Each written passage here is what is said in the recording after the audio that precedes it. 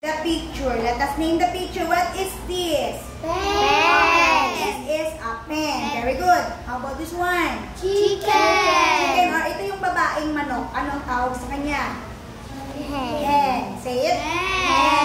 Yung inahin. Hen. Pag lalaki, rooster. Ito ay hen. Okay, next. Dog. This is a dog, but this is a pet dog. Sabihin nyo nga, pet. Pet. Ano ibig sabihin ng pet?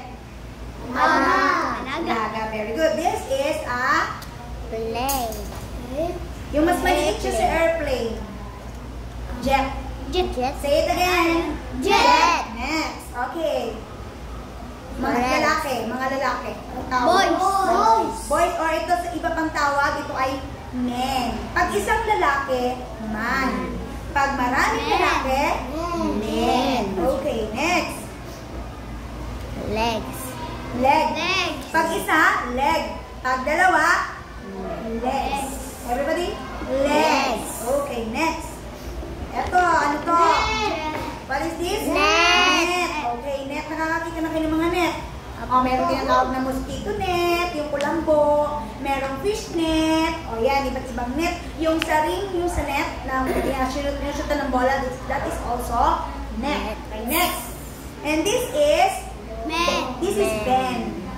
Ben. This is Ben. He is a boy. Okay. This is, alam niyo yung lagay yung may tubig?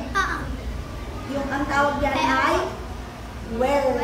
Yung balon. Sa Tagalog, ang well ay balon. Pero pag sinabi na, how are you? How are you today? I am well. Ako ay mabuti. Pero pag gamit o bagay, this is a well, balon yun. Meron siyang, ano meron sa loob? Tubig. Merong tubig. Nakakita na ba kayo ng well? Okay. Saan madalas makita? Sa province, maraming mga well. Kasi noon wala silang mga, mga tangki-tangki ng tubig. Meron sila nito.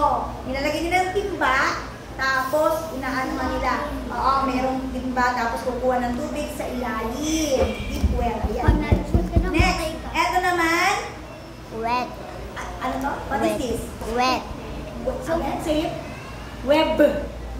Yung sa spider, Wet. yung ano to, sapot. Sa Tagalog, ito ay sapot.